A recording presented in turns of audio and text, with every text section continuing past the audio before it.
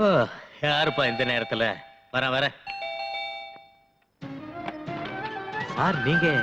Sorry to disturb you. கேஸ பத்தின details collect பண்ண வேண்டியிருந்தது, அதனால தான் வந்தேன். ஓ வணக்கம் madam. What is this nonsense? Complaint கொடுத்ததுக்கு அப்புறம் ஏன் தொல்லை பண்றீங்க? மேடம் கம்ப்ளைண்ட் கொடுத்திருக்கிறது தி கிரேட் பிசினஸ் மேக்னட் சந்திரகாந்த் ராஜோட தம்பி சூரியகாந்த் ராஜ் மேல. கேஸ் ஸ்ட்ராங்கா பர்ஃபெக்ட்டா இருந்தாதான் நாங்க சேஃப். அதுக்காக நடுராத்திரில டிஸ்டர்ப் பண்ணணுமா? மேடம், சமுதாயத்துல ஜனங்க நாங்க இருக்கோங்கிற நம்பிக்கையில தூங்குறாங்க. அவங்க நம்பிக்கையை நாங்க ஒழுங்கா காப்பாத்தணும்னா நடு ராத்திரியா இருந்தாலும் ஏந்திரிச்சு போய் டியூட்டியை பார்க்கணும்னு உபதேசம் பண்ணதே நீங்க தானே. அதுக்கு அர்த்தம் நிம்மதியா இருக்கிறவங்க தூக்கத்தை கெடுக்கிறது இல்ல. காக்கி ட்ரெஸ் போட்டதுனால சட்டம் உங்க கையில இருக்குன்னு நினைக்காதீங்க. Madam, you have mistaken me. இதுல ஏன் தப்பு? துர்கா, கொஞ்சம் சும்மா இருக்கியா? அவர் டியூட்டி அவர் பார்க்கட்டும். Madam, please take your seat.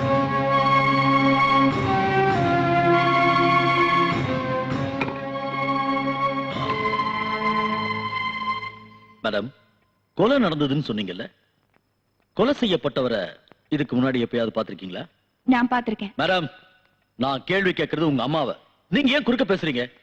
Don't disturb me. Please keep quiet. Sorry. Okay. Madam, நீங்க சொல்லுங்க. நான் பார்க்கல. மேடம், கொலை நடந்தப்போ டைம் என்னன்னு சொல்ல முடியுமா? சுமார் 9:30 மணி இருக்கும். அந்த நேரத்துல நீங்க அங்கேயே வந்தீங்க? நான் ஸ்கூல் டீச்சர். அனாதை பசங்களுக்கு டியூஷன் எடுத்துட்டு வந்துட்டு இருந்தேன்.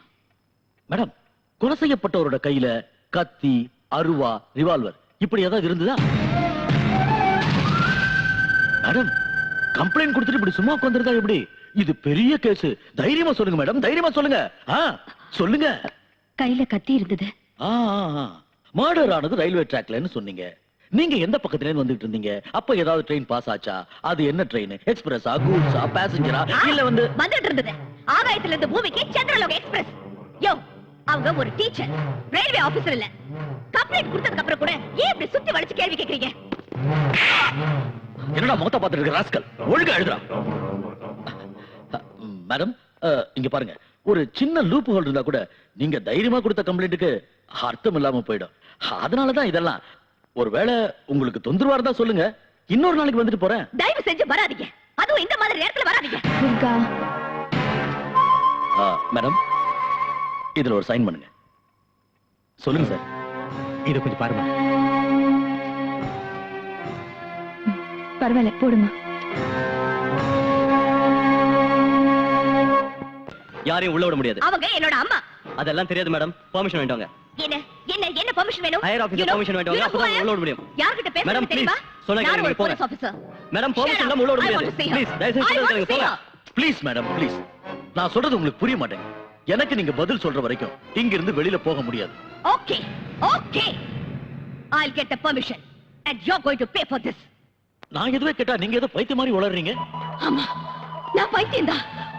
ஊர் வம்பெல்லாம் எனக்கு எதுக்குன்னு சும்மா இருக்காம இந்த ஊரை ஒழுங்குபடுத்தணுங்கிற எண்ணத்துல அவங்க பெரிய மனுஷங்கன்னு தெரிஞ்சு உங்ககிட்ட போய் கம்ப்ளைண்ட் கொடுக்க வந்தேன் பாருங்க.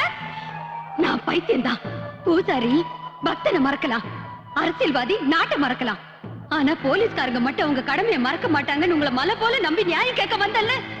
நான் பைத்தியம்தான். கொலை பண்ணனவன நிம்மதியா சந்தோஷமா விட்டுட்டு ஸ்டேஷனுக்கு வந்து கம்ப்ளைண்ட் கொடுத்தங்கிறதுக்காக நேரம் கெட்ட நேரத்துல வந்து என்ன சித்திரவதை பண்ணி நீங்க ஒன்னா சேர்ந்து மன நிம்மதி இல்லாம பண்ணியும் எல்லாத்தையும் சகிச்சிட்டு இருக்கேன் பாருங்க. உண்மையிலேயே நான் பைத்தியம்தான். உண்மையிலேயே நான் பைத்தியம்தான். ஆமா, நான் பைத்தியம்தான். என்ன விடுங்க, என்ன இங்க கூட்டிட்டு போறீங்க? என்ன விடுங்க, நான் பைத்தியம்தான். நான் பைத்தியம்தான். என்ன விடுங்க, என்ன விடுங்க, நான் பைத்தியம்தான். நான் பைத்தியம்தான். என்ன விடுங்க. எஸ். எங்க அம்மாவை தினமும் விசாரணை பண்ணணுங்கிற பேர்ல ஹராஸ்மெண்ட் பண்றாங்க. அவங்கள பார்க்க வந்த எங்க அப்பாவையும் டிபார்ட்மெண்ட்ல இருக்கிற என்னையும் விட மாட்டேங்கிறாங்க. கேட்டா ஹையர் ஆபீசரோட பெர்மிஷன் வேணும்ங்கறாங்க. ஆமாமா, அவங்க கம்ப்ளைண்ட் கொடுத்திருக்கிறது சாதாரணமான கேஸுக்கு இல்ல, அது சூரியகாந்த் பண்ண கொலை கேஸ். உங்க அம்மாவோட சேஃப்டி பத்தி எங்களுக்கும் கவலை இருக்கு. அதுக்காக என் குடும்பத்தை சேர்ந்தவங்களையும் பார்க்க விடலன்னா எப்படி sir? Why don't you understand? ஒரு போலீஸ் ஆபீசரான நீங்க இதெல்லாம் புரிஞ்சுக்கிட்டு நடந்துக்கணும். அது இல்ல சார். வருமா, நம்ம டிபார்ட்மெண்ட்ல நமக்கும் சில ரூல்ஸ் அண்ட் ரெகுலேஷன்ஸ் இருக்கு. இங்க டியூட்டிங்கிற கமிட்மெண்ட்டுக்கு மதிப்பு கொடுக்கணுமே தவிர குடும்பங்கிற சென்டிமெண்ட்டுக்கு மதிப்பு கொடுக்க கூடாது. Please cooperate. என்ன விட்டுடுங்க. ஐயோ, என்ன விட்டுடுங்க. இன்ஜெக்ஷன் எதுக்கு? எனக்கு எதுக்கு இன்ஜெக்ஷன்? எனக்கு எதுவும் ஆகல. என்ன விட்டுடுங்க. எனக்கு எதுவும் ஆகல. என்ன விட்டுடுங்க. எனக்கு இன்ஜெக்ஷன் வேண்டாம். ஐயோ, எனக்கு வேண்டாம்.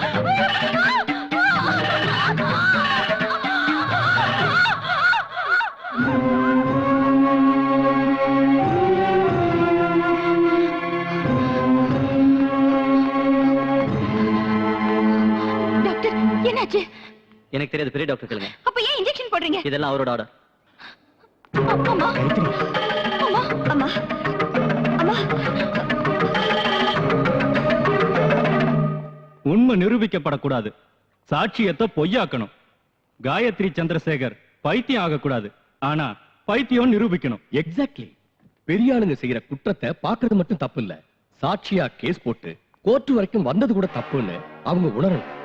அதுக்கு பிராயச்சித்தமா இந்த கேஸை வாபஸ் வாங்கணும். அத நாம 2 பேரும் பண்ணி காட்டணும். You rascal! What is this? நிம்மதியை கேள்விக்கியா? என்ன பண்ற? இந்த பார், ஒரு லாயர் மேல கேள்விச்சிருக்கேன். இதுக்கு நீ பதில் சொல்லித்தான் ஆகணும். Hey, you touch me again, I'll teach you a lesson. என்னடா பண்ணுவ? என்னடா பண்ணுவ? துர்கா, எங்க அப்பாவுக்கு ஏதாவது ஆச்சு, உன்னை நான் உயிரோட விட மாட்டேன். I will kill you. Mind you. இது வரைக்கும் இந்த கேஸ்ல உங்களை தோக்கடிக்கணும்னு தான் நினைச்சேன். ஆனா இப்ப கொன்னுறேன். இடத்தின் குற்றவாளி கூண்டில் நிற்கும் இவர் தி கிரேட் பிசினஸ் மேக்னட் சந்திரகாந்த் ராஜுடைய தம்பி சூரியகாந்த் ராஜ். இவர் ஜனவரி 16ஆம் தேதி இரவு 9:30 மணிக்கு 4 பேருடன் சேர்ந்து குரோம்பேட்டை ரயில் நிலையம் அருகில் ராமு எனும் ராமச்சந்திரனை கொலை செய்தார் என்று வழக்கு தொடுத்துள்ளார்கள். ஆனால் ராமு சென்ற வழக்கில் இவருக்கு உதவி செய்துள்ளார். அப்படி இருக்கும்போது ராமுவை இவர் ஏன் கொலை செய்ய வேண்டும்? சோ இது ஒரு கட்டுக்கதை. ஆனால் இந்த கொலையை தானே நேரில் பார்த்ததாக சாட்சியம் சொல்ல வந்திருக்கிறார் திருமதி காயத்ரி சந்திரசேகர். சில உண்மைகளை வெளியில் கொண்டு வருவதற்காக நான் இவரை சில கேள்விகள் கேட்க வேண்டியிருக்கிறது. அதற்கு இந்த நீதிமன்றம் அனுமதி தர வேண்டும். Permission granted. Thank you your honour. ஆமா, கொலை நடந்தது ராத்திரி 9:30 மணிக்குன்னு சொன்னீங்கல்ல? ஆமா. உங்க கீழ தான் வாட்ச் இல்லையே, டைம் எப்படி தெரிஞ்சது? ஓ, இன்னைக்கு வாட்ச் கட்டல, அன்னைக்கு கட்டிருந்தீங்கன்னு நினைக்கிறேன். இல்லையா? கொலையை பார்த்த உடனே இமிடியேட்டா போலீஸ்ல கம்ப்ளைண்ட் கொடுத்தீங்களா? இல்ல, பயந்துட்டு வீட்டுக்கு போய் பொண்ணுங்க கிட்ட. ஓ, பயந்துகிட்டே வீட்டுக்கு போய் பொண்ணுங்க கிட்ட கன்சல்ட் பண்ணி அதுக்கப்புறம் போலீஸ்ல கம்ப்ளைண்ட் கொடுத்தீங்க. கன்சல்ட் கொலை பண்ணல. நடந்த இடத்துல இவர் கூட 4 பேர் இருந்ததா நீங்க சொல்லிருக்கீங்க.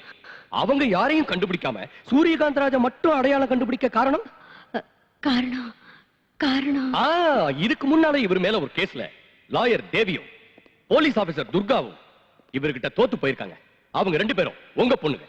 அந்த தோல்விக்கு பழி வாங்குறதுக்காக இவருக்கு கொலைகாரங்கிற பட்டத்தை கட்டி வழக்கு தொடுத்திருக்கீங்க.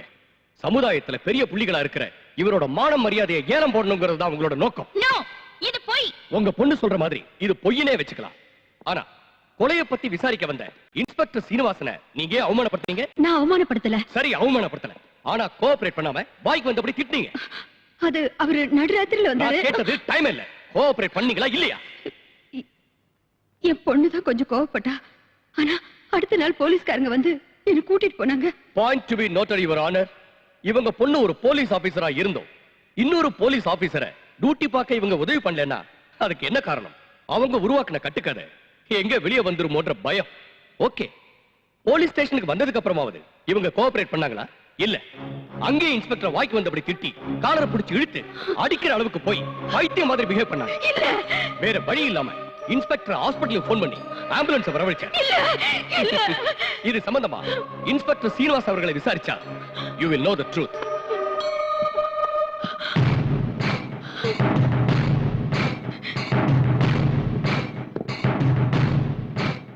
என்ன நடந்ததுன்னு கொஞ்சம் விவரமா சொல்றீங்களா? சொல்றேன் சார். ராத்திரி 9:30 மணிக்கு எந்த வேலைக்கு போயிட்டு வரீங்க, எந்த இடத்துல இருந்து வரீங்கன்னு அவங்கள கேட்டா, என் கேரக்டர் பத்தி அசிங்கமா பேசுறியா, நான் என்ன நடத்த கட்டவளான்னு என்கிட்டயே பிரச்சனை பண்ணிட்டாங்க. துர்கா, ஒருவேளை அந்த நேரத்துல ஆம்புலன்ஸ் வரலன்னா என்ன அங்கேயே அடிச்சு கொண்டு இருப்பாங்க. ஏன் இந்த மாதிரி போய் சொல்றீங்க? ஐயோ, நான் ஏன் போய் சொல்லணும் மேடம்? இது நீதி தேவதை குடியிருக்கிற கோயில். அது மட்டும் இல்ல, இவங்க ஹாஸ்பிடல்ல சேர்ந்ததுக்கு அப்புறம் தான் இவங்களோட உண்மையான சுயரூபம் தெரிய வந்தது. அதை சொல்றதுக்கு எனக்கே அசிங்கமா இருக்கு. ஆனா வேற வழி இல்ல, சொல்லித்தாகணும். அன்னைக்கு ராத்திரி ஒரு பையனோட இவங்க படுத்துக்கிட்டு இருந்தாங்க.